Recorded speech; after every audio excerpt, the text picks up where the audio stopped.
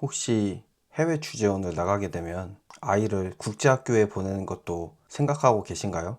저도 주재원을 희망하고 있다 보니 막연하게 이런 생각을 했습니다. 외국에 가면 국제학교 보내고 아이가 영어도 자연스럽게 배우고 오면 좋겠다. 그런데 알아보면 알아볼수록 국제학교는 그냥 가고 싶다고 바로 갈 수 있는 곳이 아니더라고요. 물론 주재하는 도시에 국제학교가 많다면 어딘가는 갈 수 있을 수도 있습니다. 하지만 이왕 보내는 거라면 가능하면 교육 환경도 좋고 커리큘럼도 괜찮고 아이에게 잘 맞는 학교를 보내고 싶잖아요. 문제는 해외 주지원이라는 게 내가 원하는 나라, 원하는 도시로 딱 정해서 갈 수 있는 게 아니라는 점입니다. 그래서 저도 처음에는 고민이 많이 됐습니다. 아직 어디로 갈지도 모르는데 지금부터 준비하는 게 의미가 있을까?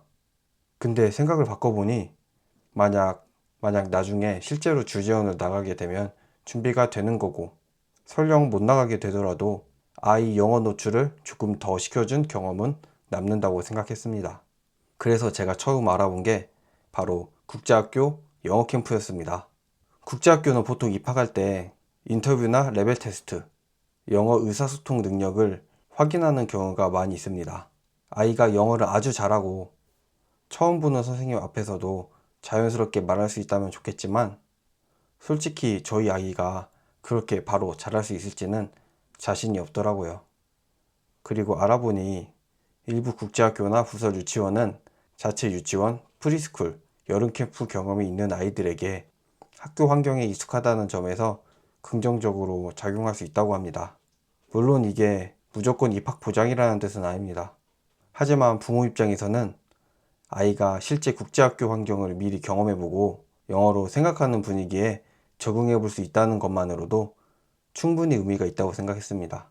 그래서 오늘 영상에서는 제가 직접 알아본 국제학교 영어 캠프의 종류와 부모 입장에서 꼭 따져봐야 할 기준을 정리해 보려고 합니다. 저희는 일단 중국 상하이와 싱가포르를 중심으로 알아봤고, 영어 캠프는 가까운 일본까지 함께 비교해 봤습니다. 국제학교 영어 캠프는 크게 두 가지로 나눠볼 수 있습니다. 첫 번째는 국제학교가 직접 운영하는 영어 캠프입니다. 학교 캠퍼스 안에서 진행되고 학교 선생님이나 학교 프로그램과 연결된 방식으로 운영되는 경우가 많습니다. 이런 캠프의 장점은 아이와 부모가 그 학교의 분위기, 시설, 수업 방식, 학생 구성을 조금이나마 직접 경험해 볼 수 있다는 점입니다. 나중에 그 학교 입학까지 염두에 두고 있다면 이런 캠프가 더 의미 있을 수 있습니다. 두 번째는 국제학교 캠퍼스를 빌리거나 외부 업체가 운영하는 영어 캠프입니다. 이 경우에도 장소는 국제학교일 수 있지만 실제 운영은 외부 교육업체가 맡는 경우가 있습니다. 그래서 국제학교에서 한다는 말만 보고 선택하기보다는 누가 운영하는지, 선생님이 누구인지, 수업 내용은 어떤지 꼭 확인해야 합니다. 하지만 그 목적이 꼭 그 국제학교 입학이 아니라 아이를 영어 환경에 단기간이라도 노출시키는 것이라면 외부 운영 캠프로도 충분히 좋은 선택이 될 수 있습니다. 결국 중요한 건 우리 아이에게 필요한 목적이 무엇인지입니다.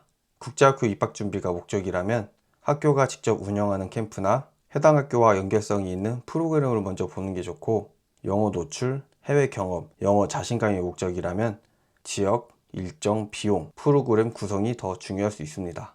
또 하나 중요한 점은 대부분의 해외 영어 캠프가 통학형이라는 겁니다. 많은 부모님들이 영어 캠프라고 하면 아이만 보내는 기숙형 캠프를 떠올릴 수 있는데, 특히 어린아이들의 경우에는 부모가 함께 가서 현지에 머물고 아이는 낮 시간 동안 캠프에 참여하는 방식이 많이 있습니다. 보통 오전에 아이를 데려다 주고 오후 3시에서 5시 사이에 데리러 가는 구조입니다. 그래서 아이가 캠프에 있는 동안 부모는 근처에서 일을 하거나 쉬거나 관광을 할 수도 있습니다. 하지만 그만큼 영어 캠프 비용 외에도 추가 비용을 꼭 계산해야 합니다. 항공권, 현지 교통비, 숙소, 식비, 관광비, 보험, 비자 여부까지 생각보다 비용이 커질 수 있습니다. 즉 캠프비만 보고 생각보다 괜찮네? 라고 판단하면 안 되고 가족 전체의 체류 비용까지 같이 알아봐야 합니다. 그래서 영어 캠프를 고를 때는 저는 이 세 가지를 먼저 정해야 한다고 생각합니다. 첫째, 목적이 국제학교 입학 준비인지 아니면 단기 영어 노출인지 정해야 합니다. 둘째, 어느 나라, 어느 도시의 국제학교를 염두에 두지 봐야 합니다. 예를 들어 상하이, 싱가포르, 일본은 각각 분위기와 비용, 생활환경, 학교 선택지가 다릅니다.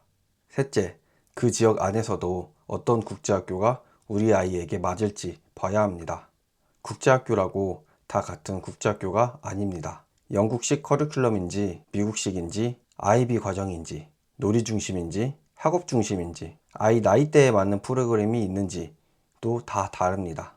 그래서 저는 앞으로 영상에서 상하이, 싱가포르, 일본 쪽 영어 캠프와 국제학교를 하나씩 정리해서 공유해 보려고 합니다.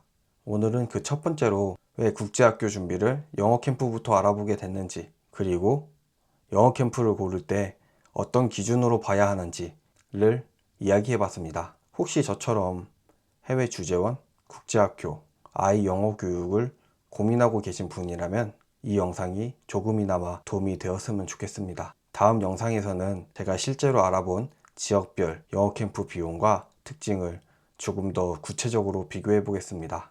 감사합니다.